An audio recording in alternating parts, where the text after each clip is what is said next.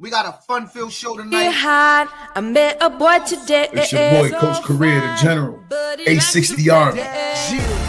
She loving my style every time I'm. You ain't need more money, Tito. You could have just invited 6 or 8 you down to Nationals. I'm around. When certain people don't get their way or they feel slighted, they feel like they have a right to call us and voice their opinion. You don't. The hood, we locked the Clear. I've never removed a staff to allow a staff to move up. No, that's not what I'm saying. Now everybody's a personal trainer. We know who the originals are, but now if you look, you can find them in every town.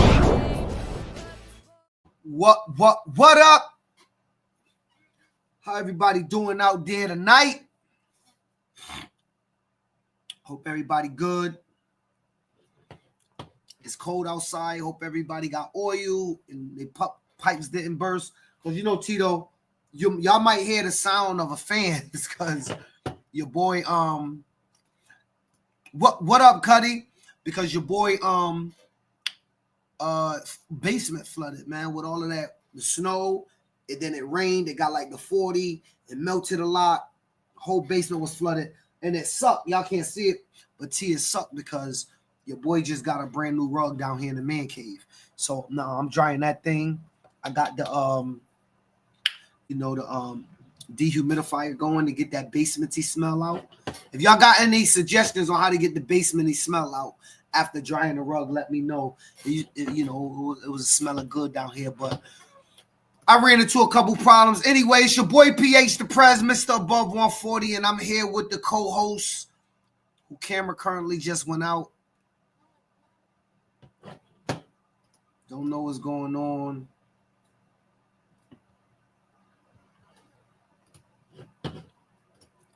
Nate, what up, Nate?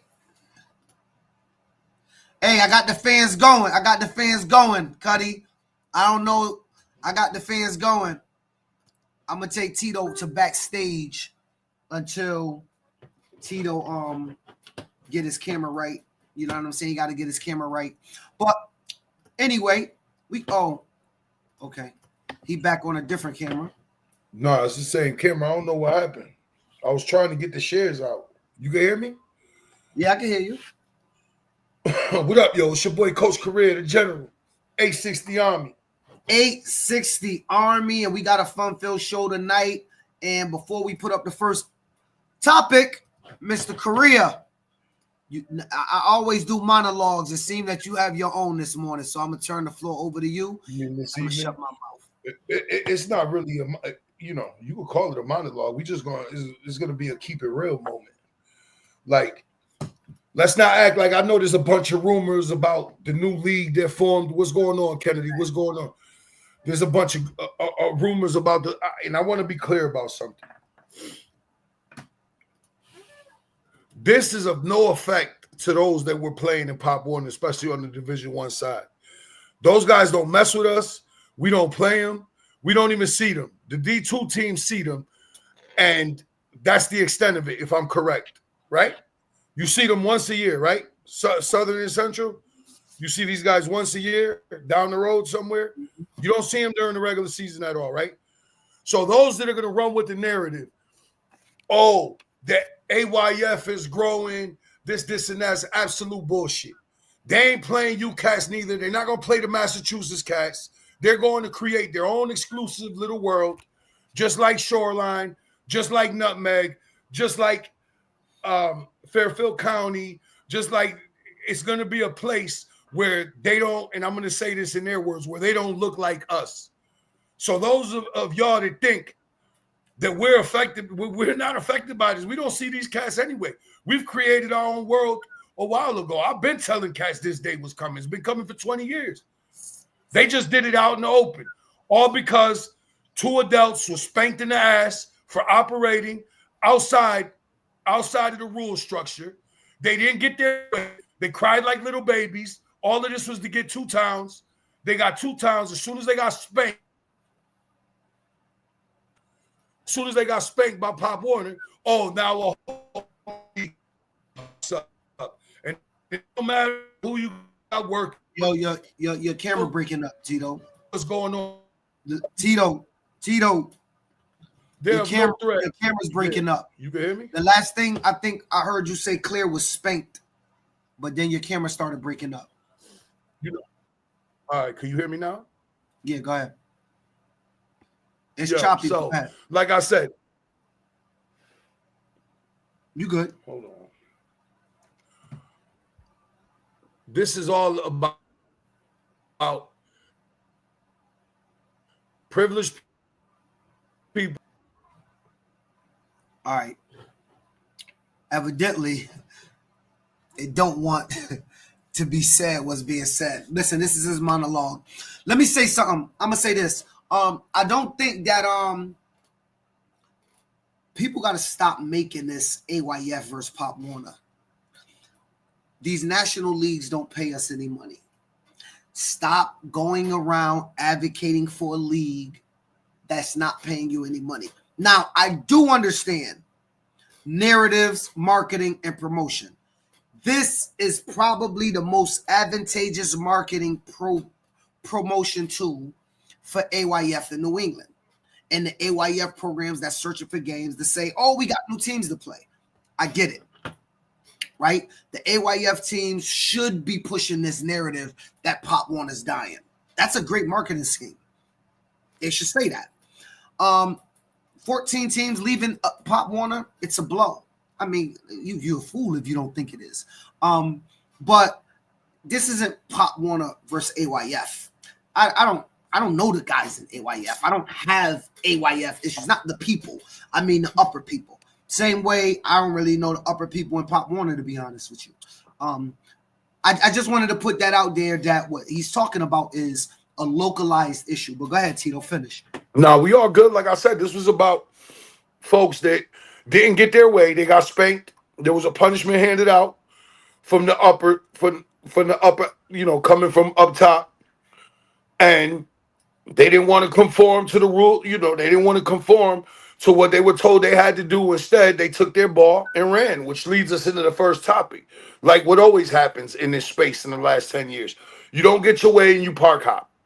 Crying like little bit, crying. Period. They didn't get their ways because they feel they're above the rules. They're privileged enough to do what they want, and they did what they want. But this comes at no cost to us. That's my point. So you guys could try to run with the narrative. It still doesn't change the fact that there's certain leagues in New England that have no games. They're not getting games neither. So they could try to run with that shit all they want. Stop calling my phone and telling me about it's dark days over there, and they got to figure that out. And this organization going D3 doesn't help them out. That's my piece. Yeah, I'm tired of them. I don't care. I don't care that they left. I don't care. I'm not the programs. I'm cool with the programs. I'm sad. I hope that they come. I hope they have a horrible year and come back next year. I just text that to somebody. I'm not gonna say his name. I just text that to a coach in Northern. We were talking. He said, "Yo, boom, I'm not happy. We over there." And by the way, Tito, let me say, I got like around 10 text messages of the people being unhappy, right? And then I was just talking to him and I said to him, I genuinely hope. No, I said, maybe it'll be a good look for y'all down the line. Then I said, let me stop lying. I hope you guys have a horrible situation, a horrible experience, and you come back. I don't care that the administration left. That's my point. Because the administration did nothing except advocate for the demise of the league that we're in. And demise of overseers of the communities that we represent. So I don't care that they're gone. Like, I don't care to even. Oh, all right. There was Brian. Me and Brian was texting, right? Me and Brian Piccarello was texting back and forth about the fact that they started a new AYF league. It just bounced ideas and talking about it. And then I told Brian that I hope he have a horrible experience and they all come back next year. So it's true. It was Brian. See, it's not me. He said you can say it. So I said it. That's all I was texting. That was one of my Northern text messages. And by the way, Brian is from Ansonia. Brian been coaching like 13 and 14 youth for years, bro, out there in Ansonia. I think he was even coaching in 2019 when we played each other. Had a banger. Yeah, I think I played him back in the day too. Championship. When I was in East Hartford, I think we played him over there in Ansonia one time. He was there back in 2014. Yeah, it was the state championship. But look, I don't care that the administration left. I just don't care. I don't feel Like I said, bro, this care. it didn't affect us. I don't think they It were. didn't affect what we got going on for the better or for the worse. That we don't see them anyway. Like I don't. This is a non-existent thing that happened, you know, and it's gonna be a non-existent thing over there. They're gonna create their own little world and do what they do, and there's nothing wrong with that. But let's not make no mistake about it. It is, it is, it is an absolutely an exclusive league where people like the organizations we represent are not invited. Let's not make no two quarrels about that. Bloomfield to 20,000 people. You think they could get in that league if they No. applied to it? There was a meeting that was recorded when Al Perillo oversaw it with Rich and myself in it. Y'all can ask Rich. Rich might be on. And it was proposed that would they be interested in a town like Bloomfield? They said no. Right. I wonder why that is. Hey, listen. I know why that is. You know what? Let's not give them no more. Let's move on from them. All right. Well, look. Good luck to those communities. You know, but hope it worked well. I think that they followed a bunch of. I think they followed people that I know personally that lied, from what I heard out of the meeting, and I think they followed people that, to me, aren't genuine. And when I go to a meeting, you might say Phil talk too much, or he think he all that, and you know the stuff that our fans say online. I had another one a while ago and said, "Oh, Phil, you think you somebody because of your podcast." So you might say those things about me, but one thing you're not gonna say is that you left a meeting not knowing how I feel. And anytime I take a meeting and it's about youth sports and I'm present, I speak my piece. I don't always get my way, but at least you leave there knowing how I feel. And I think there's something to be said about people that's genuine enough to speak their piece and say what they mean, even if you disagree. Everybody may not tell y'all this out there, but everybody respect when you tell them how you feel, even when they don't like it. And with that being said, Tito, the first topic. Rule follows are crybabies when rules don't work. I'm gonna turn it over to you, but here's the thought process behind it. That's why you said it leads you into this topic. Typically, the reason you need boundaries, Tito, is examples like Phil Bryant gets mad in League A, and as soon as they spank me on my hiney hole because I didn't follow rules, I get mad and I do what? Take my ball and jump into League B. The problem when you have a league that operates lawlessly without rules is it allows people to act. It rewards lawless behavior. Let me say that. So I can get mad at Tito and jump into a league with Chaz, or get mad at Chaz and jump into a league with G. I think we have to get to a point in Connecticut where when you get mad, you have to do what you tell your kids to do. You have to sit down with the people you mad at. You have to figure it out. You have to work it out. And you have to come to the table, find a resolution. You will not be happy with the resolution all the time. Sometimes you're going to be ecstatic about it. But either way, as adults, we sit down. We're right now doing what children do. And Tim Webb said it best. It ain't just Connecticut. We're right now in this youth football realm we do what kids do. If I don't get my way, I'm going to cry, I'm going to kick my feet, I'm going to threaten you to leave your league and take people, and I'm going to do all this. And I got access to people you don't. Just kind of like on coaches who think they're going to take kids out your program. I'm going to tell all the people in my room the lies that I need so I can be right.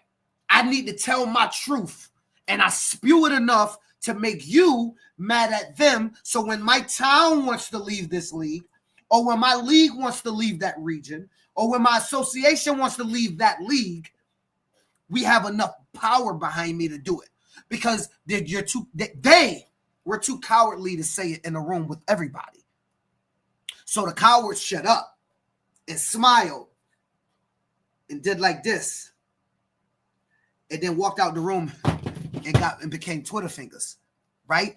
The problem we have is when you have nowhere to go, and it's going to be forever happening. And I'm going to tell you why it's going to forever happen.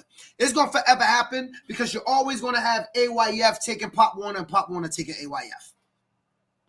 I would love for Pop Warner and AYF to come together and say, look, let's revisit programming in 3-year stints collectively. It'll help you and me. It ain't helping one or the other. We're not going to take nobody from the other league except every 3 years. So when Tito gets mad at Phil and Central, guess what? You better get in the room and meet because there's nowhere for you to go. You got 100+ youth to worry about. You better make sure you're adult enough to have an adult conversation. They leave and come home most of the time when they find out the grass ain't greener. I'm going to tell you right now, Tito, regarding that situation up there, which is weird to me because they didn't want to be called Western and Pop Warner, but then they named themselves Western, but argued that they wasn't Western, which is weird. But here's the thing. I told you why they had to do that, because it left on fire. It only made sense to try to rebrand. So now they're back to what they originally should have always been. But anyways, let's get back to our topic. I'm done talking about that. People have to ask their leadership to be vocal and stop saying, well, what did they say? Us in the community need to ask our leaders, no, what did you say? Forget about what they said. Tell me what you said. Because that's we elect people to speak on our behalf, right? We elect people to speak on our behalf. So, Tito, tell me what you said in the meeting. Oh, I didn't say anything. I just sat there with Tito. You need to be voted out. Because we didn't, if Tito get what he wants every time, then Tito, because that's the accusation about Phil. He always get what he wants. That make me a damn good leader. It ain't true, Tito. You know it ain't true. Central gets nothing. But the thought that you can spew Phil's always getting what he wants don't mean that Phil's doing something wrong. In the word and the thought process of Central, that would mean he's an effective leader. I thought, isn't that what MAGA and everybody likes about Trump? He always get what he wants. He's a businessman. Well, according to people, I do the same thing. That means that would make me effective. But it's not looked at as effective. It's looked at as a threat, or you're not being heard. So listen, I think everyone become crybabies when they don't get what they want. And listen, I hate not getting what I want. I try everything in my power to get what I want. I do, but that's what we all do. I'm going to turn it over to you. People only I told you this yesterday, people only like rules when they benefit them. Soon as the rules don't benefit them, now the league sucks, the leadership sucks, everything sucks. But when the rule works in your favor, everything's kumbaya. People always, they want the truth until the truth is about them. And then when the truth hits you in the face, people don't like hearing that shit about themselves or whatever the case may be. But it doesn't only pertain to league hopping. It pertains to park hopping with these parents, these delusional parents with their kids.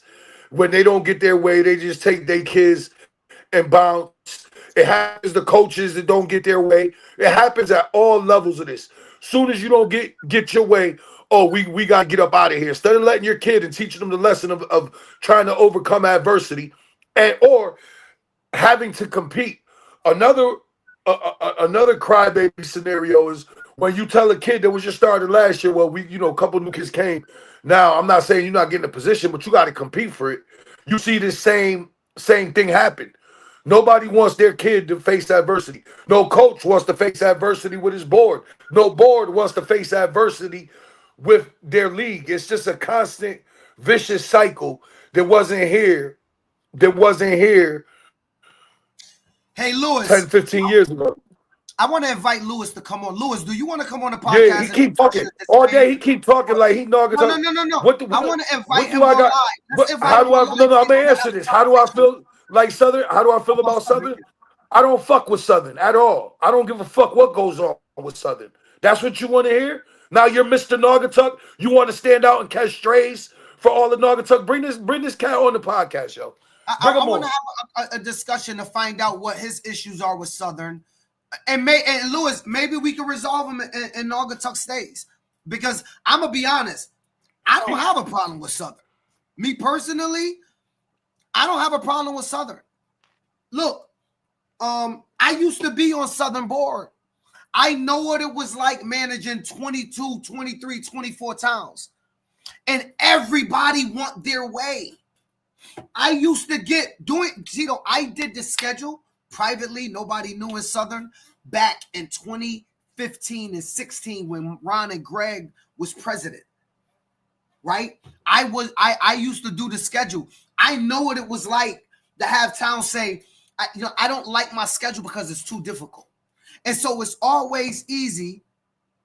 It's always easy to casticize the league. Now, I'm not a Southern defender. I'm in Central.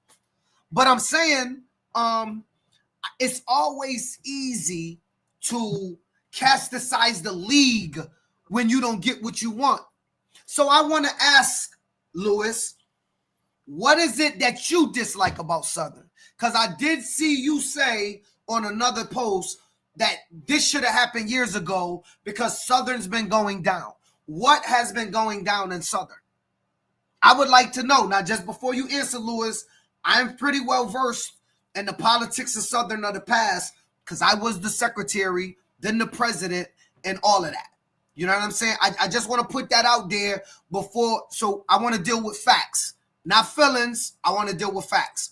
People afraid to lose. So listen, I'm going to be transparent with y'all. Last week, I gave a monologue on Brookfield president. I got a text message from Brookfield, Tito. I think I'm going to say that. I'm going to be transparent about this. And they wanted to know would I have a conversation with them. You know what I did? Because I have a conversation with anybody. Because look, none of this stuff is beef, right? This is how I feel. They may disagree. Me and the gentleman from Brookfield had a great conversation. It was not the president of Brookfield. I want to be clear. Me and the gentleman from Brookfield had a long conversation.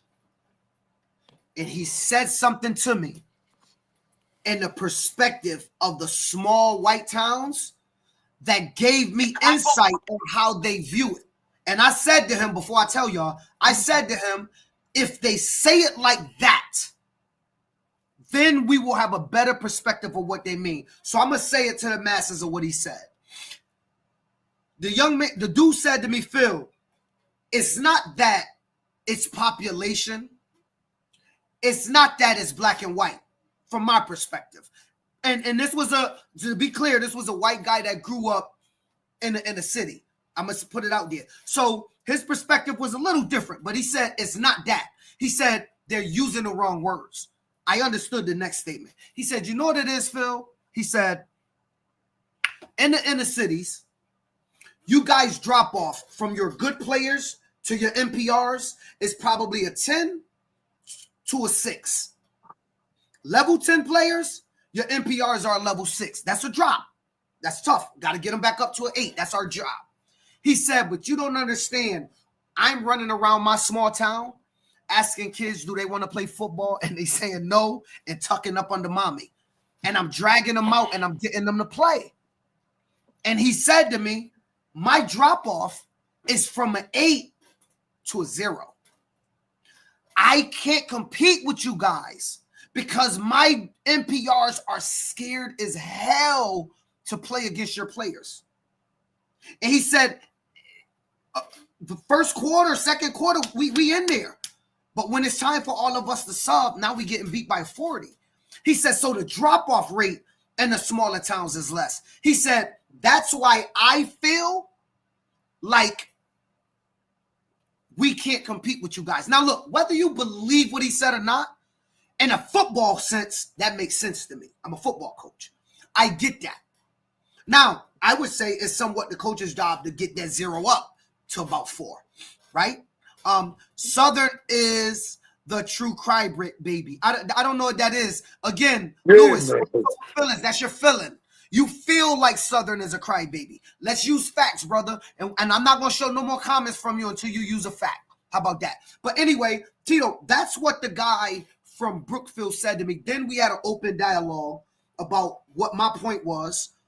And I said to him, and I'll say this last thing, what I said to him was, listen, man, they still have to be conscious about the words that they use and be responsible for the language that they use. You can't be an adult, want to be in leadership, and not be responsible for the words that you use. We all have to be responsible. And so saying like us, that we want to play with people like us. I would assume in the suburb they own houses, Tito, and they love their kids and they feed. I said all of that, yeah, right? The same thing takes place in Manchester, in Hartford, in New Britain, everywhere. Same thing is happening. So what does like us mean? We're not talking population. And so that was my point. And you don't get to cry, Tito, when you don't get your way in youth football. We have to stop doing it. When you don't get the schedule you want, you don't get to cry. Some years you're going to get a schedule, Tito, that's going to be not favorable. But right. Tell me, Tito, some years you got your schedule, you was like, good Lord, this is beautiful. Please don't I mean, right? Listen, people don't, nobody honors the agreements in which you join the league in no more. And that goes not only from a league, like I said, that goes from a league to coaching staffs to parents of children. Nobody honors the agreement of what it, when you sign up for a team, there's usually a unwritten code of things you're agreeing to. You're agreeing to having to compete. You're agreeing to be a commitment to come to practice. You're agreeing to listen to your coaching staff. Now, you don't like what you hear or you don't agree with what you hear, you just pick your ball up and run. That's what we're teaching all these kids to do now. Pick up the ball and run. Nobody stays to face the music or face the hard times. Like the conversation we had earlier when I told you. One thing I've learned in life as we're aging is all of this too shall pass. It all will pass. Like no storm is too great. It's all one day gonna work itself out. Like, you know what I'm saying? It all passes at some point. Hey, Nairi Zimmer, how you doing? I would tend to agree with you, except like us can't mean skill level because that changed year to year. When you say you only want to play with associations like you and your league, you would have to show me where nobody's getting beat 30-0. Because I'd have to ask you, Nairi, why is it okay for this team to beat you 30-0, but not Hartford? If you're going to get beat 30-0 anyway, why does it sting so much to get beat by Hartford or Bridgeport or New Haven or West Haven 30-0 than it would, Stratford or some other team, right? Like, so it's hard for me to think that it's strictly about that. To help them get their kids where they need to be, how about joint practices with our inner city teams and build relationships that help both programs? Now that is what I like, right? Now I'm going to tell you, I believe, and I could be wrong, no, I'm not wrong. I spoke to a president today that told me they played Waterbury. Tito, you know who it is, don't say the name, right? And they played Waterbury during the season. Waterbury is in close proximity, and it helped them build. That's what you got to do. See, when you have a kid that's scared to play against Hartford, just because of the name, because it doesn't mean that our kid's better than yours because they're from Hartford. But when you have a kid that's scared, try bringing your team to Hartford in August. Scrimmage it. Have your players watch you and Tito dap it up. Have them chill. Joint practice first before scrimmage. Don't just come out there and knock heads. One of our teams, Springfield, did a joint practice with our 12U team. Have the running backs work out together. First half of practice. Have your wide receivers catching a pass. Have both your quarterbacks doing it. Now they thinking, wait, this dude is just like me. And in some cases, they'll go, I'm a better quarterback than that young man. The fear of them is stripped away. So there's ways to get your teams prepared and to get your team to play teams like that. But we have to think outside the box. I think Dave is onto something personally. Hold clinics, flag leagues, and develop your players. Jeremy said it best. You have to develop your team. Tito, you know what? Like I said to you earlier, you give me and you any team in the state of Connecticut. We may not win, but I guarantee you, Tito, our kids won't be scared of nobody. Oh, no, they're going to compete. Mentally, emotionally, the fear won't be in them, right? Coach your kids up. Develop your players. And you may not develop them to the point that they win, but develop them to the point that they feel they can compete. That's, Tito, all we ever want, any of us, is a team that can compete, dog. Listen, that's all you can ask for. You get a group of kids, you coach them up, and you compete.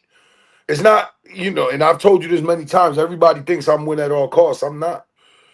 You give me any team, and if we wind up on the upper half of a couple scores more times than not, me personally, I'm satisfied, especially knowing the type of kids I have. Now, when you got better teams with more athletes, obviously the stakes higher. You aspire for more. That's just the human way. But sometimes a great season is 6-4. Especially if you took a team that was 1-8, 1-6, 1-7, 1-8, 0-8 the year prior. You go 6-4. That's a great season. Yeah, okay, you lost 4 times. Okay, it happens. But 6-4 is a good season. 4-4 is a good season if you're dealing with a bunch of 5s and 6s. Like you got, on the athletic scale, if you're dealing with 5s and 6s, 4-4 could be a great season. Yeah, Did you compete? Season. Were you in every game? You could be 1-7, but if you lost every game by 1 touchdown, is that a bad season with a bad team? That's not a bad team. That tells you you're close to right. being Might not look like it. But now, this day and age, though, you're on a 1-7 team. That team's probably not existing the next year. That's where we're at with this whole thing. Dennis, you're right about this. Man, I that was my purpose of saying, listen, there's no kid in the suburbs that's scared of a kid in the city just by natural attrition. Yeah. Right? There's something that molded that. There's something that festered that fear. Usually it ain't the kids that are scared. It's the adults that are scared. The adults are scared, and it spews to the kids because they talk in front of the kids. It's just like when you say things in your house and your kids go regurgitate it. The same thing happens when you're leading a group of young men. If you're scared, they're going to be scared. You know what I'm saying? Like it's just laws of nature. At Water Oak, we do flag league scrimmages, open to all. Yeah, I know. We've been talking, Jeremy. I'm gonna put an Hartford team in your flag league. I'm working on that. Not everyone qualifies to be an effective coach. True. Some organizations struggle with volunteers. True, and therefore may struggle with effective coaching. Now, all 3 of those are true. And so, Christina, I want to ask you a question. It's not really pushback. It's more of a question, and you can answer it. I'll show it.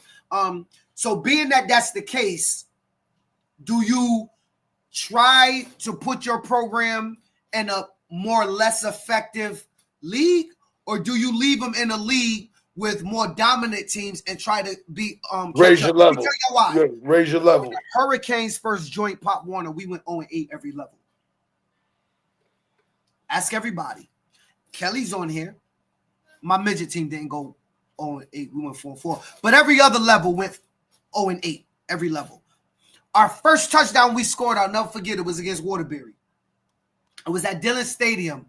We got our first touchdown week 8 with 2 minutes left. We did a pick 6. We was down 30 to Waterbury. We picked the ball off, ran in the end zone. We was losing 30-6, and our sideline rushed the field, Tito. I saw Waterbury looking at the field like, what's wrong with Hartford, yo? We hadn't even scored a touchdown in Pop Warner until week 8, 2009. 3 years later, in 2012, Tito, we went to our first national game. We have not won a state championship since. Winning is contagious. I'm telling y'all right now. The team is good, and what the coaches put into them. True. Too many to list. You'll be here all night. All right, Lewis. Cool. It's never the kids, Wes. We all know that. Push them to the limit. Listen, newsflash. We have scared kids too in the city. I'm telling y'all. Y'all don't think we got kids that's scared? We got kids that when somebody run out of board, they look like a deer in the headlights. They're running their mom in the stands. They got to get it out of them. Everyone is scared of us. Fear the double wing. That's true. Mike Nelson, the double wing. The most effective youth football offense that I've ever seen in nationals. Exactly the lack of effective coaching. They could use some emotional intelligence. Yo, she's from Florida. Shout out to Christina and the emotional intelligence. Christina for the win. She's using the right words. So to answer she's in the Southeast region and the East Coast Conference, and they are placed there and haven't been in another conference at least since they've been in Pop Warner. So they've been in the same conference the whole time. Our program is one of the most diverse in the state. True, Hampden is diverse. It's due to having off-season events like flag conditioning, diversity, togetherness, regardless of background. But the big reason is the fear and ignorance taught by parents. True. T, what up, T? Brookfield guys' logic makes sense. I can vouch for that perspective. 6s versus 0s is rough. True. I coached for a tremendous U13 team a few years ago, but most were NPRs, were a major liability on the football field. You can't coach up a kid who don't want to be there, and we had like 5 or 6 of them. I have a better slogan, Steven. You cannot coach fear. I tell all of my parents that all the time. You give me a kid with heart that don't know nothing, we all can coach him. You can't coach fear. If a kid is scared, there's nothing you can do to not make them scared. You can teach football. You can't coach fear. Well, hold on. I agree and disagree. I kind of disagree. Tell me how you coach fear. Well, no, it's not that you coach fear, but I do believe. My statement was you can't coach fear. Right, hold on. When a kid gets confident in what you're teaching them and the techniques you're teaching them, when he gets confident, I believe when kids get confident, they get aggressive. So that helps overcome fear. But they gotta believe in what you're teaching. Like there has to be some kind of buy-in. I think you can overcome fear. You're saying that's called learning football. What you're doing is teaching football to a kid that don't know the game, right? And so he become confident, he become aggressive. Now that he know how to make a proper tackle, he makes the tackle. Right, but what I'm saying, even those that are scared to play football. Right, but if they're gonna keep coming every day, you got to do something with them. You have to do something. Try. I from my experience, and look, it could just be me, maybe Tito Wright. I have not been able to coach fear. I've had kids who just scared of contact, and you're scared. If you aren't winning as much as you need to, figure out how to be better, not to want to move to play worse teams. I don't coach football, but when I took over West Haven Cheer, we stunk. We put in the work, educated our coaches, got help from other towns. Shout out to Derby, Shelton, Milford, and New Britain, and got better. I always want to compete against the best. Otherwise, are you really winning? Or what did you really win? True. Right. Facts. That's a fact, Kevy. They're scared kids in the city, but teaching and competition helps them get over their fears. It's true. I guess that's what you're saying. Their deal sounds good. They play their league and championship and make an all-star team to Naples. I guess that's perspective, Steve. Their deal sounds good to you. All right? You don't know what they did to get their deal. I mean, you could have just got your deal without lying and breaking rules, in my opinion. Do you guys do spring 8-on-8 tackle? We don't, Christina. We actually do spring 11-on-11 in New England. There's a spring league, and then we got a couple travel all-star spring teams that travel to they went to Intruders Vegas, went to Orlando. Vegas. They went to Vegas. I think they're going to New Jersey. They doing a couple things like that. I think. But why is he scared? Is it because he's soft or coaching? Look, incorrect coaching. You can even if you got an aggressive kid, incorrect coaching will put them at risk to get hurt. Scared of contact is something that I found you can't coach. Only time gets over that. Right? Only time, and like you said, more reps, but time. It takes time. I've never had a kid that was scared to hit on first day one and wasn't scared by the end of the season, or still didn't have some timidness. I have seen this kid scared, and by the end of his youth football career was dog. I think only time gets over that. And I see some great being scared and lack of confidence is different. I think it is. This is so true because my son was a little and he was scared. He is still little, but will go up against the biggest person with the heart of a lion. I think it just takes time. Usually scared kids, here's the hardest thing for scared kids. They usually don't hang into it, Tito. When they're scared, they go quit. They do something else. The ones that's scared that keep coming out, like you saying, and they come out, and they're scared, and you put them at wide receiver. Like, coach, put me at wide receiver, bro. Don't put me on the line. I ain't about that contact world. And listen, I'm not knocking scared kids. When I was in high school, I made it clear to them, I'm not making no tackles. There's one more element to that. Properly placing kids in positions that you may not always get 100% right, but positions where those kids could be successful. aids with some of these issues that we're talking about, making sure you're putting them in a position that they're capable of succeeding at. You can't just throw them on the line because you want to get them out to 8 plays, throw them on the line and, oh, you go block the dude 3 times your size. That doesn't work like that. You got to be reasonable in where you're placing these kids. You get what I'm saying? Like, that takes a little bit of knowledge and that takes a little bit of knowledge and know what you're doing. And know So, how to I'm not saying you're going to get 100% right, but you know where you could get something out of a kid. Like I always say, there's always something I can get out of a kid, whether it may not be right away. It could be that he's just a practice squad phenomenon, but usually always during practice, there's some guys that come from that other side that wind up on this side being key contributors. But you won't know until you keep throwing them in the fire.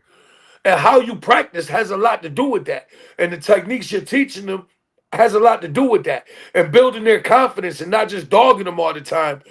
I think every kid could be taught. Football, if you got the will in football and you got the effort, you can do it. I believe any kid could do it. You know, now, will they be running backs, quarterbacks, and all that? No. But I believe there's something they could do on a football team to contribute to a team. I truly believe that, but that's just my belief. I'm not saying everybody got to believe that. Inner city versus suburbs doesn't mean a damn thing. I agree 100%. Tito, we saw Naples. We looked up Naples' population. It is not big. If Naples was in Connecticut, Tito, they would be in Division II and probably could play in Northern or somewhere like that. But guess what? They slapped everybody they played. You know why? To me, they had one of the best line schemes at Nationals that I saw. And they lost 3 times during the season. They didn't fold the tent when they lost. Yep. They lost 3 times during the season. 3 to 1 Division I right. And one other game. They didn't bag up their suitcase. Oh, let's go to another team. Because over here in Connecticut, that's what happened. Oh, we lose 3 times. Oh, it's before October 1st. Let me go get with the next team. That's what goes on over here. Yeah. 3rd year is when the kids wake up, honestly. Yeah, it takes around that. When a kid is really scared, that's a fact. Putting them in the wrong position does set them up for failure.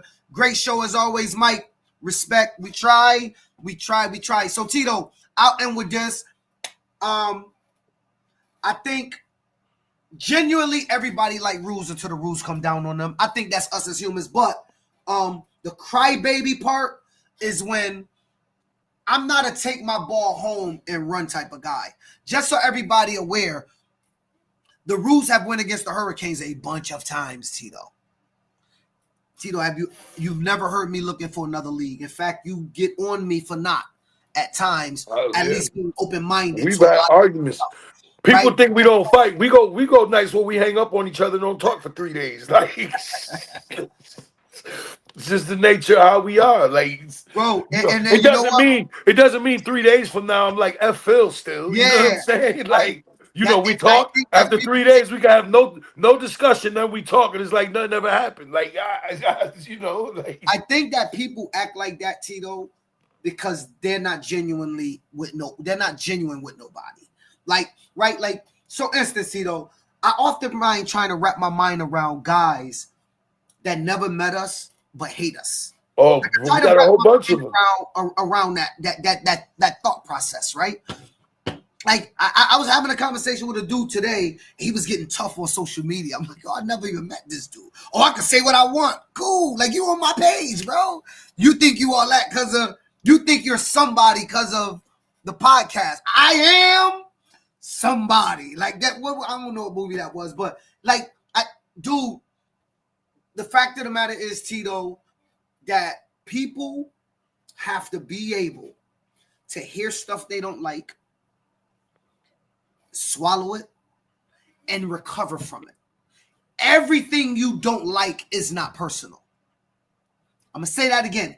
Everything that happens that you don't like is not personal. Now, you have a guy up here that tried to slander Southern all throughout the comments, but he couldn't give me one thing Southern did to him. Mr. Lewis. Not one thing could he tell me that Southern did. Here's what Southern did to him. A bunch of stuff. They didn't give him to list. Give me 3. Here's what Southern did to them. They didn't get their way, and they found a way to take their ball and run. They didn't get their way. I think what happened was, you remember a couple years ago there was a Naugatuck board removed. We covered it for saying some derogatory, some racially charged, some racist things. And I'm not gonna sugarcoat it. And I wasn't in the room. I have no idea what was said. I just know they were removed for supposedly, supposedly, I ain't saying they did, but supposedly they was removed for saying some racist stuff. I think that could be what he's referring to. But again, we gave the man a platform and said, tell us 3 things that he asked you what you don't like. You was honest with him. But when we ask him the same questions, it's too much. Let me just be clear, because I know the camera was going in and out. There is some great people in Southern. Like Kevy is definitely somebody I remember from my time there. Kevin DeVito. There's some great people in Southern. They're not, my feelings towards Southern there's a couple people I don't mess with. But there is some great people that I actually got some sort of rapport and friendship with in Southern. So it's not all of Southern. Let me just be clear. But in Naugatuck's case, they didn't get their way and did what they did. Now, granted, for years they've been trying to get out there. Should have been worked out a little different. That's not for me to say or do. But at the end of the day, they all found a way to get what they wanted, and they did what they did. Let's get to the next topic, dog. Like, we keep. I know. But let me say this to be clear. I spoke with Naugatuck, right? I spoke with Naugatuck, and in the interest of being clear, they aren't afraid to play inner city teams. I need to say that. I played Naugatuck for 6 years straight, down in Hartford, across street from the projects. Tito, this is when we was at. And so I think that Naugatuck got wrapped up into what the northern stuff was happening. This had nothing to do with Naugatuck. Naugatuck was northern's excuse and cause. But Naugatuck got wrapped up in your conversation that had nothing to do with it. I was just wondering what Lewis' problem was with Southern. But this has nothing to do with Naugatuck for me or for you, because we weren't talking about Naugatuck. We weren't. Even at yesterday, all. Naugatuck was not in that meeting that we were discussing. I mean, last week. Not in the meeting we were discussing. It had nothing to do with it. So, to be clear, I did speak with Naugatuck personally today. I did too. I spoke with a source I got from over there. And, and Naugatuck have no problem playing the inner city teams. Like, they like, yo, whatever. But they would like some balance, and they felt like Northern was going to provide the balance. I the only thing I would argue is I don't know if Northern provides the balance the other way. I do think Northern would have played some relatively small town teams over there. I don't know if they would have played it here. But anyway, but in retrospect, just to build off of that, and this is the last thing I'm gonna say, even though I didn't want to say it, but they did all of this to gain. Naugatuck had 2 teams last year, and I believe Woodland only has 1. All of this for 3 total teams from 2 organizations. That's just a lot. That's a lot to create this kind of uproar over 3 total football teams. Let's make no mistake about it. These aren't full programs we're talking about. These are programs they're trying to find a way. Naugatuck don't want the smoke from the inner city teams. I don't know if I agree with that, because I know some good brothers in I've had some good rapport with certain people from Naugatuck in that area too. I don't know if that's true. What's up, Jose? What up, Jose? I mean, look, I will say, let me in the interest of being transparent about the convo, I will say Naugatuck is looking for more small town games right now, not inner city games, because they feel it would build back up their program. They feel like their program been built down so much that they can't compete. They can't play a New Britain, then a New Haven. Well, Naugatuck's a fairly, since we're talking about it, Naugatuck's a fairly, they're a small town. They're 30,000 plus, or between 30 and 32 or 33. I don't, numbers shouldn't be an issue. There's still enough people there for them to be able to gain numbers. But anyways, let's get to the next topic. I think we need to ask this question one day, Tito. Why is it that they can do? Never mind. Hey, next subject. Trimming the fat when you're headed to nationals. Now, this was a topic we wanted to tackle. Yeah, shout out Rodney Myers. He brought up. If you win, all right. Let me give him. So last year I was at 9U, Tito. Let me lay it down. Last year I was at 9U, and I went to Florida. And we lost our first game 12-8. And the second one, I think we lost 28-0.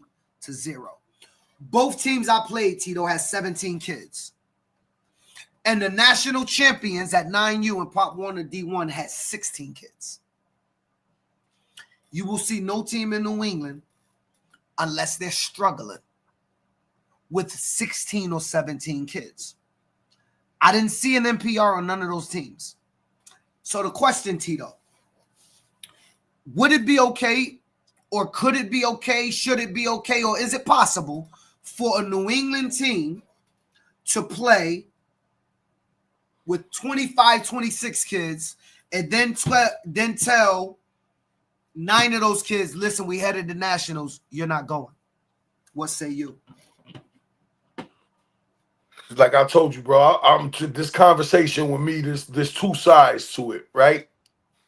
Because the part of it is you do want to, the kids that make the journey with you, and I mean the kid that starts August 1st and makes it to the New England championship with you, I believe should be part of the team moving forward. Like, if that's what your team agrees upon.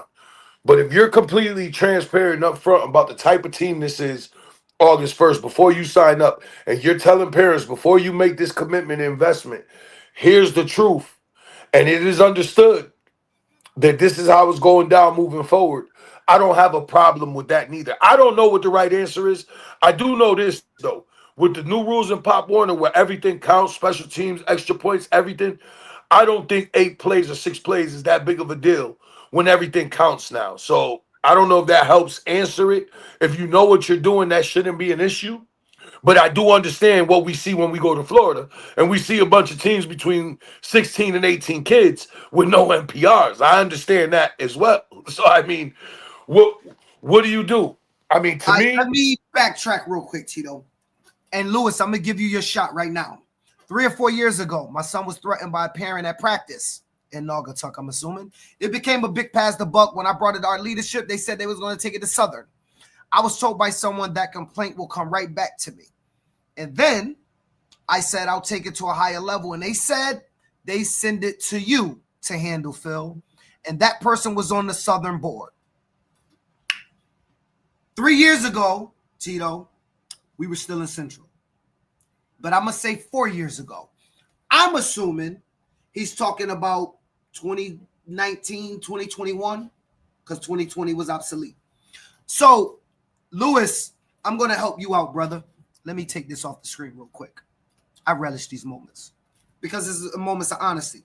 So, Lewis, the way youth football works is if one of my parents email New England region sends it back to me, Phil Bryant, to handle. If I email National Pop Warner emails it back to New England region to handle. What's happening in your town elected your executive board to run your town. Southern board cannot do anything about a parent in your program threatening kids if your board is allowing that person to continually come to practice and be part of that program. There is no rule that Southern can come down and ban your parent unless you have vivid proof that they breached the Pop Warner rule book. And you're saying they threatened them. So I'd have to ask, why didn't Naugatuck use the Pop Warner rule book that says you can't threaten, fight, or any of that and remove that parent? And so you're right. Southern board kicks it back to your board to do their job that y'all elected them to do. Because guess what you have the ability to do? Kick them out. I'm not saying the problem. You may not like it. Look at AYF. They probably let you do whatever you want. I'm probably sure they're going to let you do whatever you want. But the top-down hierarchy that Pop Warner follows doesn't mean that we have no jurisdiction. Is that we actually will put it back to the league president that community elected to resolve that community issue. And I'm not saying it's right. I'm saying that when that happens, they usually kick it back to them. I don't even know of the situation personally. I don't know what Southern board member told you they was going to tell me. I was the vice president. I used to pick up the phone and call people. But that's the answer. How can you say Nagy should be able to fill more levels, but cities with 60,000 and more using waivers? Keith, this is so contradictory to exactly what Northern is saying. And let me tell you why, Tito, because I love this. This is like perfect. I heard Northern with my own ears say there should not be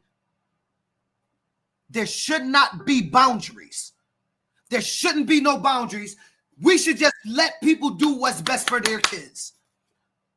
In one hand, you have somebody who wants to jump over to another league that believes no boundaries, do what's best for kids, let you do what you want. But on the other hand, he wants waivers. What happened to do what's best for your kids and do what you want? Is that only at the association level? Do that not count for the parent who don't want to play in Ansonia or Naugatuck and want to go to Bridgeport or West Haven or New Haven?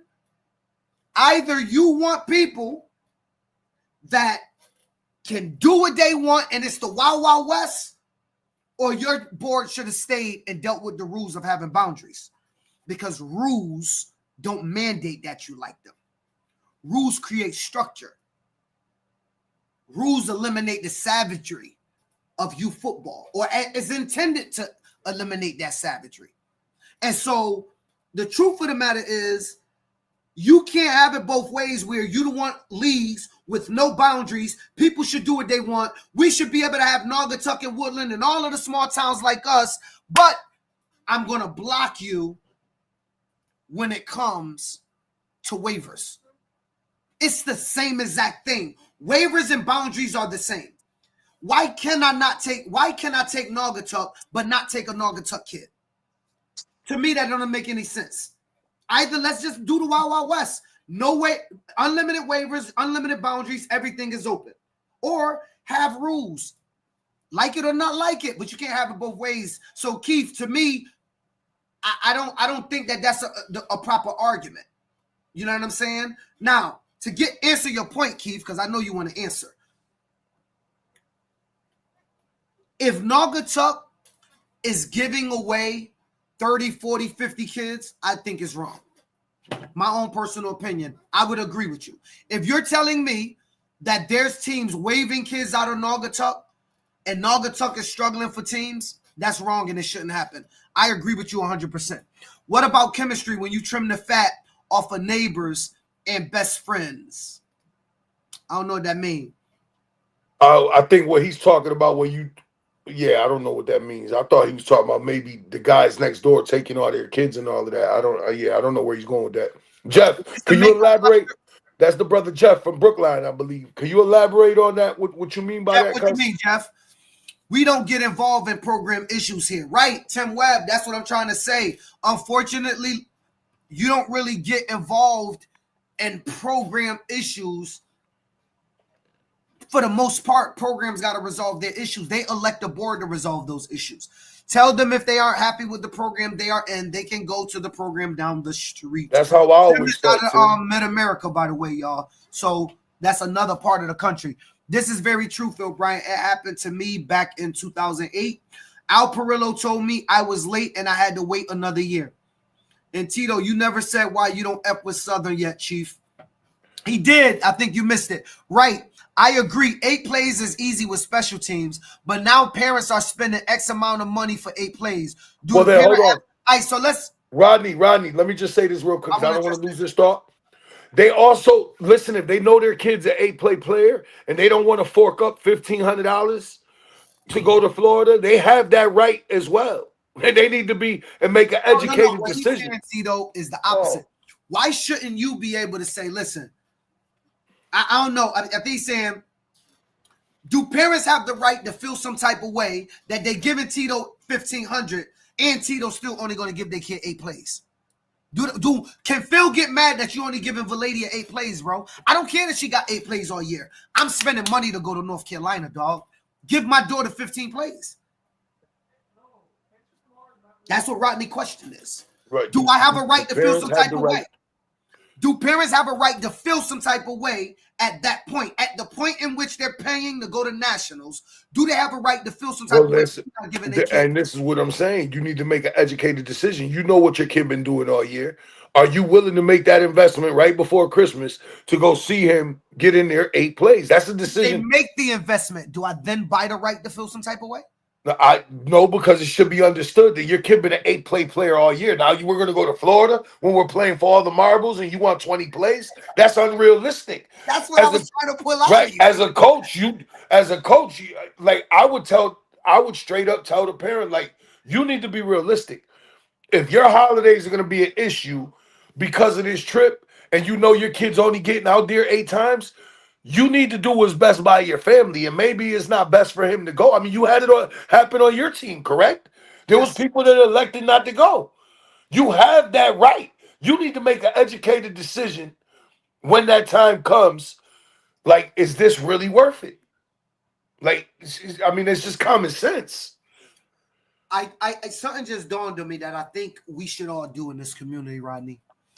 I think we should all have a meeting in August with our programs and say, listen, if your team make nationals and your child has been an NPR, just be conscious that you may spend thousands of dollars for your child to go to Florida and play the minimum amount of plays. Right. And there's nothing wrong with that if it's understood from the get-go.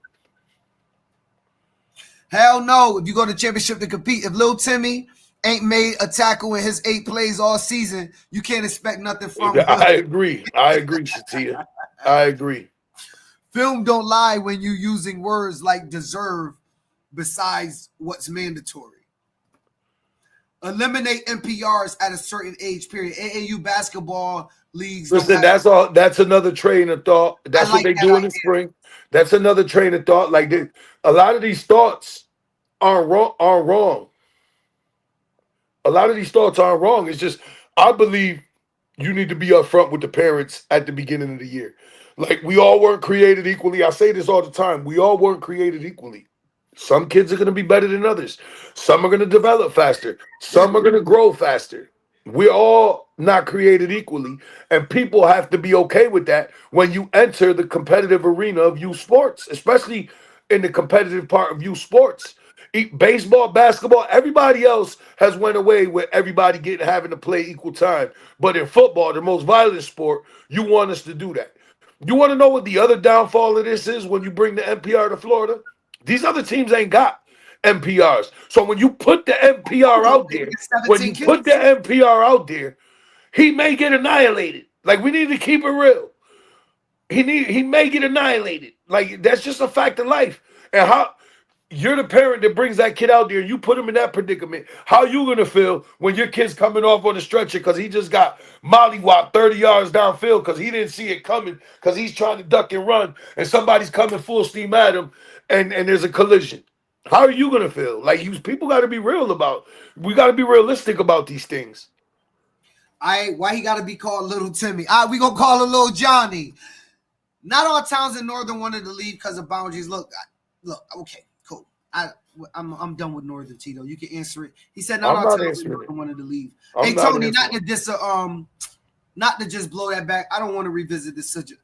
I think the executive board wanted to leave because of the boundaries. I don't think the towns gave a damn. Most coaches, in my experience, have been extremely honest about nationals and NPRs. It's up to you, parents. It's your money. I agree. The problem you have a lot of the times is parents know, look, let's be honest. Parents know when their kid isn't good on the team. Right. And it's usually the NPRs that want to pay first. You know why? Because they don't give a damn about the win. They give a damn about the experience of the child, which is okay. But guess who don't care about the experience? The kids that want to win. They care about winning.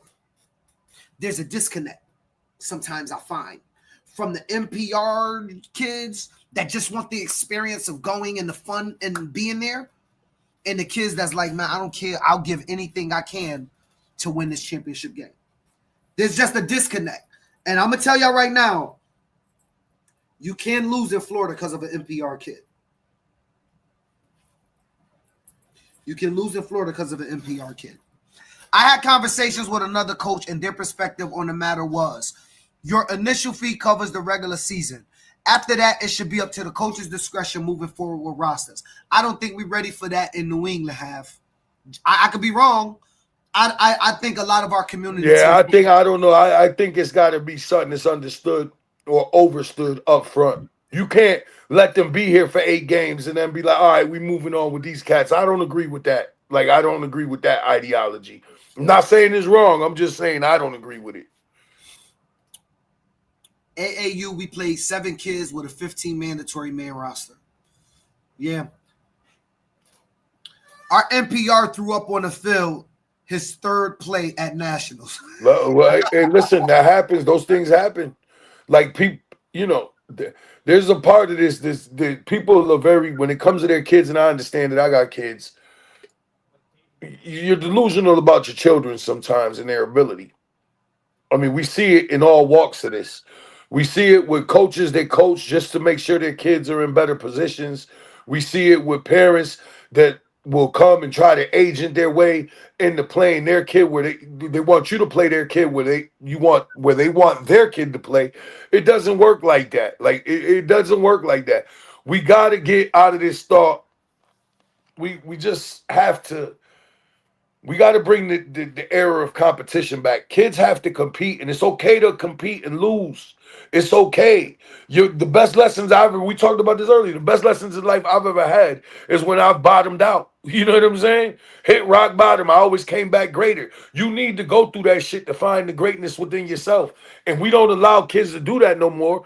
It's just setting us up deeper, putting us deeper in a hole with this whole space that we're in. Like, people, you're not always going to get your way. It's not going to go the way you want it to go. Not every kid's created equal. Not every kid is made to go to Florida. Like, we have to be realistic about these things.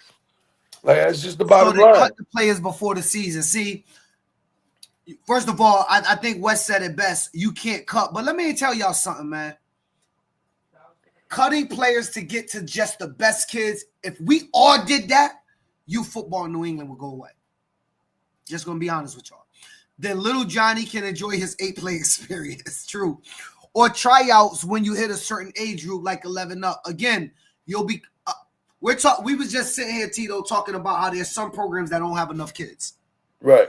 Could you imagine if it would be a wider gap in youth football, Tito, if Hartford cut? I had 33 kids on my 9U. What happened if I cut and got down to 17? The truth of the matter is wider gap between me and the smaller towns. If we went to cutting kids in the fall, and here's what would happen. We would be down to maybe 6 teams total in the state. And where do you go for games after that?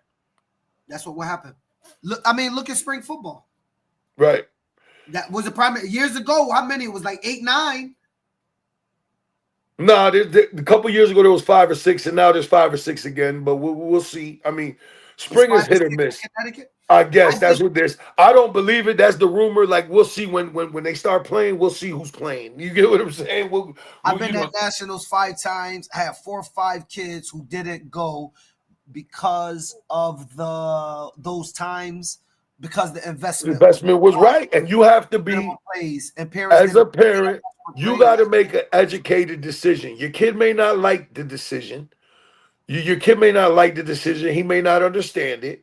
But you have to be realistic. Are you going to spend all these thousands of dollars right before Christmas for your kid to go play 8 plays? You need to be realistic with yourself and have that conversation with your child. I believe he would learn more from that than you setting them there thinking that you're going to bully your way with the coaches and telling them, my kid need more playing time. I paid all this money. Don't go, bro. Like, he just said that. Don't go. Like, how many times have you heard my kid has to be the quarterback or the running back? Right. Oh, all the time, bro. And I'll tell you, know what? When that comes to me, guess what? Peace. Nobody tells me what to do. Nobody tells me what to do. You can take your kid, the wild. You could go. I don't care who it is. You see me do it. You see me do it. This ain't for you, then, dog. Like, I'll make a kid. We're good. Well, I'll make somebody. We're good. Oh man. So yeah. I don't think that is possible to do. I do think that people should be more conscious. Look, can I keep it real with you? Oh shit. All right, Tito, let's be honest with the people. I'm gonna be honest with everybody. I don't want to. Every time you say let's be honest, that means you, bro, just let it rip, bro. We already said too much tonight. We already said too much anyway. Just let it rip, bro. Fuck let me say this. NPR parents, enjoy your experience in New England and stay home. I'm not being mean to you guys. The truth of the matter is, if I mean NPR kids, your kid is probably it's probably going to be a detriment at the national level. It doesn't matter how much you win by in New England or in Midwest or Mid-America or Southeast. The truth of the matter is when you start to play better competition, everything get magnified and more exposed. So if your child can't run a route, can't get lined up properly, you getting 2 flags or 3 flags in New England and still beating the team by 2 touchdowns, that may be the difference of you losing a national championship. And so I want to ask a question to everybody out there. Is it fair the opposite way?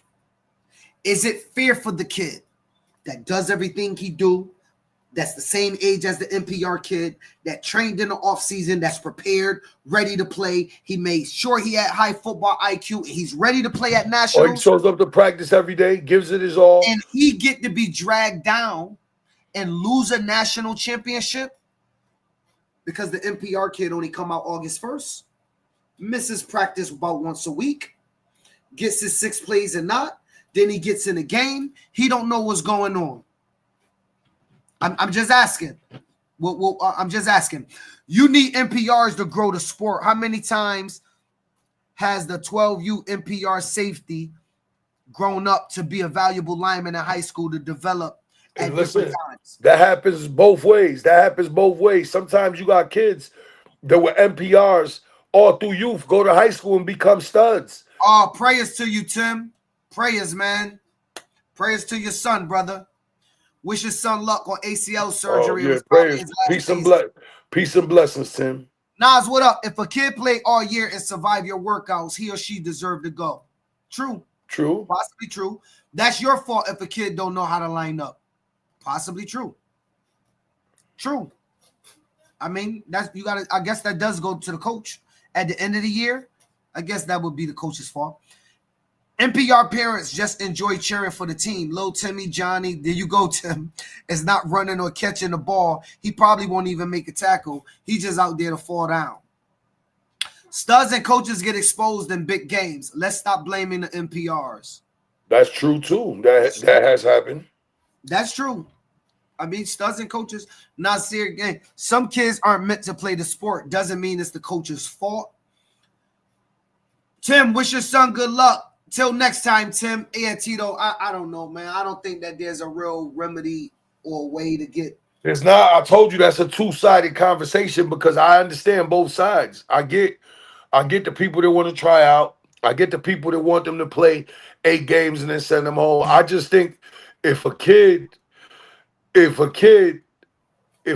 makes it from August 1st all the way to the end, he deserves the right to go. Now, I do believe the parents should make an educated decision if it's worth it financially to go see him play eight plays. I mean, to go spend all those thousands to play 8 plays. But those are all conversations that there's no right or wrong answer. Like, I don't know. I told you that one's tough because I understand all sides of it. That one's a tough one. I mean, hey, Nas, when you say you had a kid make it to the league, he wasn't an NPR kid his entire youth career. He might have been an NPR on your Pee-wee team, but I guarantee you by the time he got with you at 14U, he wasn't an NPR, right?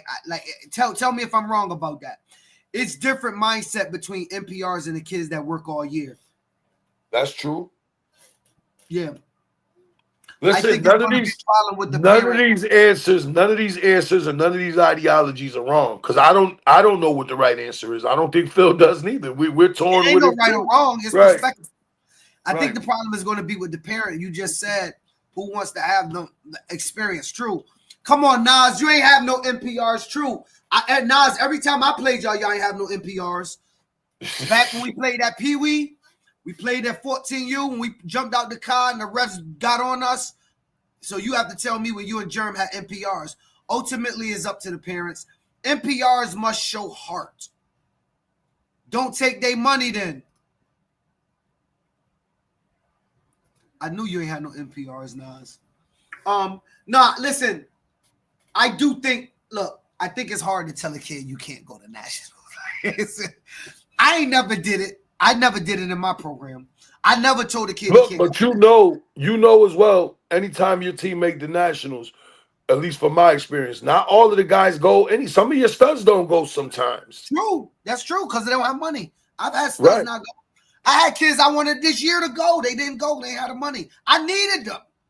I needed a cornerback, and the cornerback. So I'm just saying it works. It works both ways. I think it's up to ultimately when you set your commitment expectations at the beginning of the year. These are all things you need to have in your preseason meeting. There's a coaching jewel for everybody. These are things. If you know you got a team that may compete down the stretch, these are things, the expectations and parameters you need to set with your parents from the door. So it eliminates all the bullshit on the back end. Like, here's what it is. If we make it, here's the cost. You're going to need this much by this date, this much by this date. You know, set your expectations out front. Yeah. Wes said it best. Every NPR situation is different.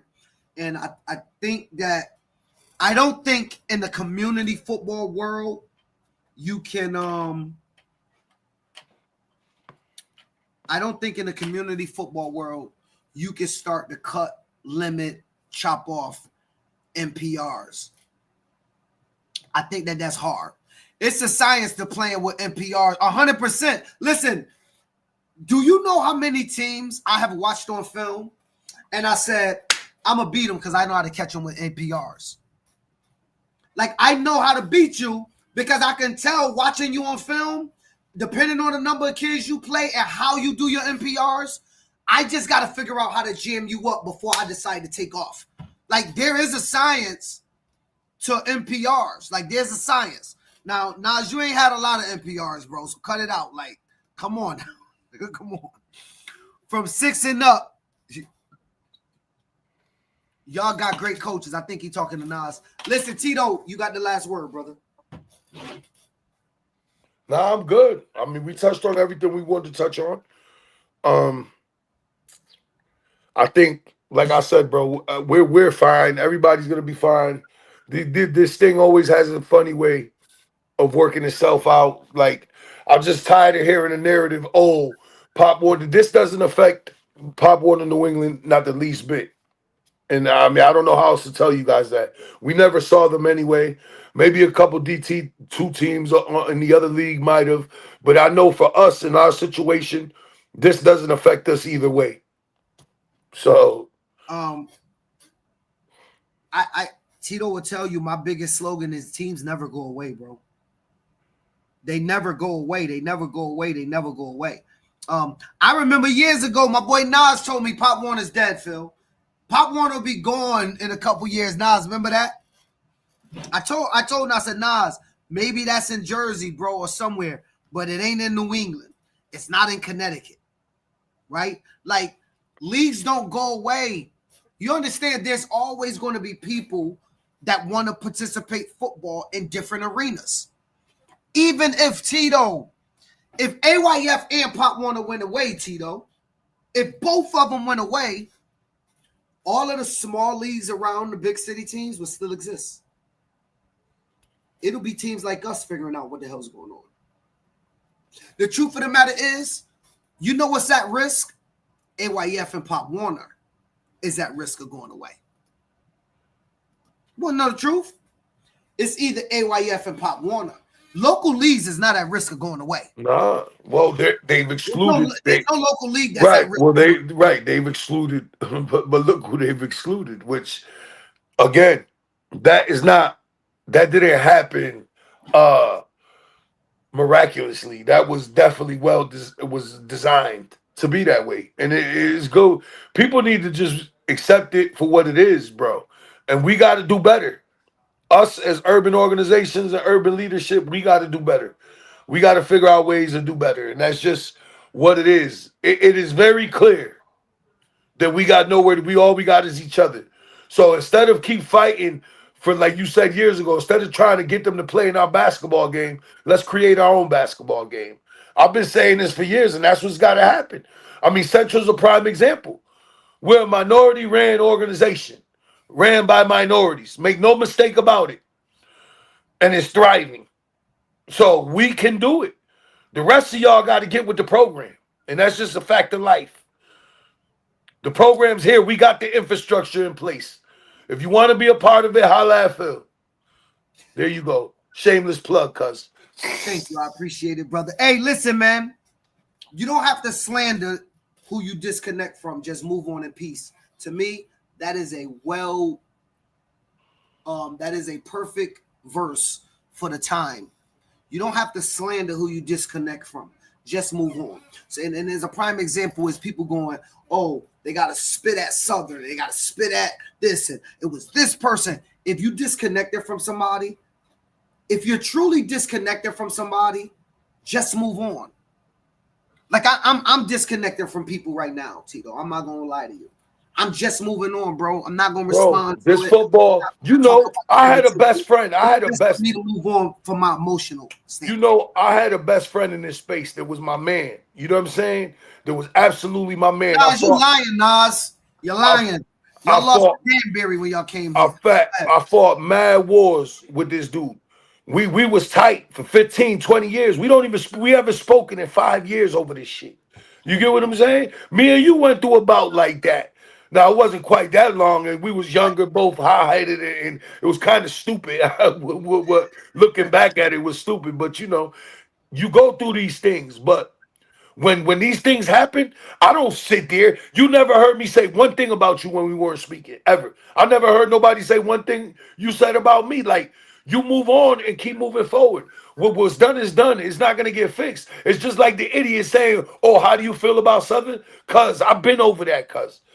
Way worse things have happened to me in life, like real shit. Like real shit has happened to me in life. Niggas took a shot at me. They lost. I still overcame it. The team stayed together. I still coached the season, finished the season. The team still went to Florida. Like, you overcome things. That's called facing adversity. You don't pick up your ball and run, cuz. Like, you know what I'm saying? Like, you move on. You do when you're playing on a court and people show up that you don't want to play with. You take your ball and you go to the next court. Yeah, I don't know. Yo, Nas, you should come back to Pop Warner, bro. If not, pull up at the big house this year. Bring your whole program, though. Don't just bring your best team. We're not doing that. Bring your whole program. I bet y'all don't walk out of there 8-0. I mean, we got 8 football teams. You won't walk out of there 8-0, Nas. Come on. You got to show us a little bit more respect than that. I'm the idiot? Wow. I think Lewis, you overthinking. He wasn't calling you an idiot, bro. Like, don't take it so personal, Lewis. He wasn't calling you an idiot. He been shooting at us all day. But, you know. Lewis, we don't know you to feel no type of way. I ain't even know. Yo, is he even a player with them cats? Is like he personally, even? Lewis is no. Who? Hey, Coach of the Year clinic kicks off on Wednesday tomorrow. We didn't. Yeah, we didn't talk. Who's going to be there? Oh, they got some names there. Huh? They got some names there. I think they got Mora. Mora's definitely going to be there. I'm sure they got some big. They got the big. Put it up. Put it up. Good job. I want to put it up right now. Good call, Briseño. Good call. We forgot about the Nike Coach of the Year starts tomorrow. Yeah, I'm trying to get upstairs, man. The Lakers is playing. Lake Show, baby. Let's talk about it. Oh, look at this. LSU. Dabo is in the building. Wow. You got to go to the list of the keynote speakers, buddy. Schedule, right? Well, that's the schedule of coaches, but they got keynote speakers every day. Like, they're going to have one big speaker every day. It's usually a big name. There they go right there.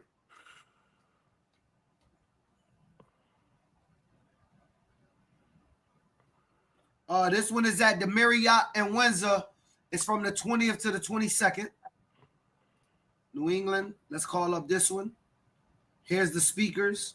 Oh, they got Pioli, Jim Mora.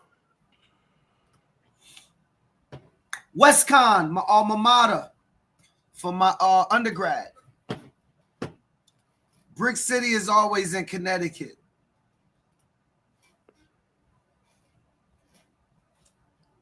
Oh, whatever. Come on, man, Lewis. You getting emotional, brother. We not emotional up in here, man. Chill.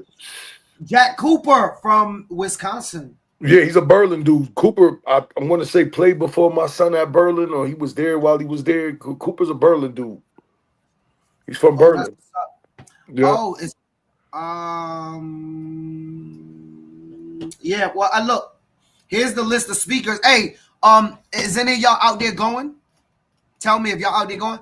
I'm late, but glad to see you all both being transparent and available for conversation. Kaz, what's up? Go to the live schedule. Oh, they want us to go to the live schedule. View live schedule. Oh, there it is. Yeah. So the speakers, it looked like it started at 5 o'clock tomorrow in Windsor.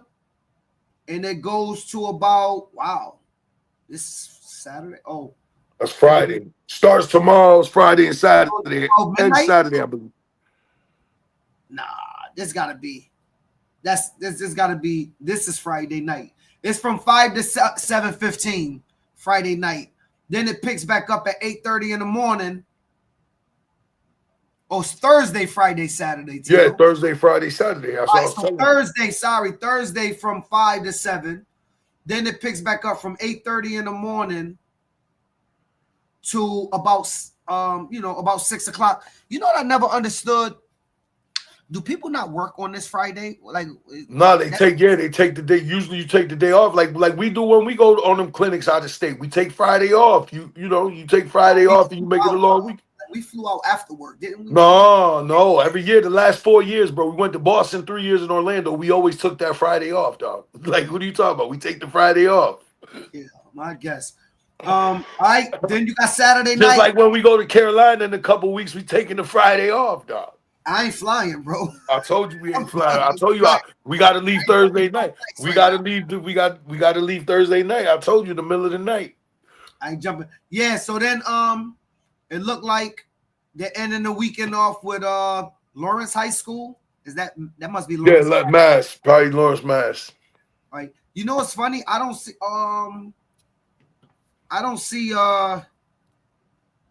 Let me look. I don't see a lot of youth football in here. Nah, they don't. That one doesn't. That one's heavy high school and college guys usually. Oh, okay. Heavy high school and college guys. CCSU is in the building. It's good to see. Southern is looking for a head coach right now. Yeah, Kavanaugh retired, I believe. Yeah. He said, I'm taking Friday to hit it. Cool. He won't make it tomorrow. Yeah, tomorrow seemed like it's just a 2-hour stint, Mike. But yo, this year's clinic was like $150. That's kind of expensive in my opinion. Well, you got to get the group, you got to get the team rate. If you go on single, yeah, it don't make sense. But if you get the group rate, I mean, it's a little cheaper. I don't know how much cheaper, but it's usually cheaper. It used to be like 80 something a head when you do the group, like a staff rate.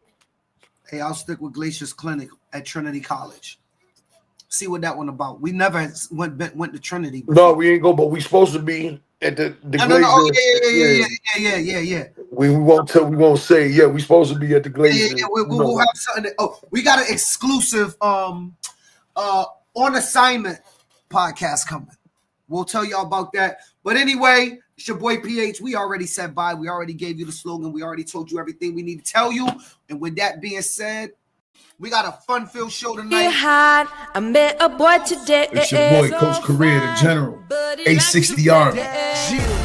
She loving my style every time I'm You ain't need more money, Tito. You could have just invited 6 or 8 you down to Nationals. I'm around. When certain people don't get their way or they feel slighted, they feel like they have a right to call us and voice their opinion. You don't. We locked Clear. I've never removed a staff to allow a staff to move up. No, that's not what I'm saying. Now everybody's a personal trainer. We know who the originals are, but now if you look, you can find them in every town.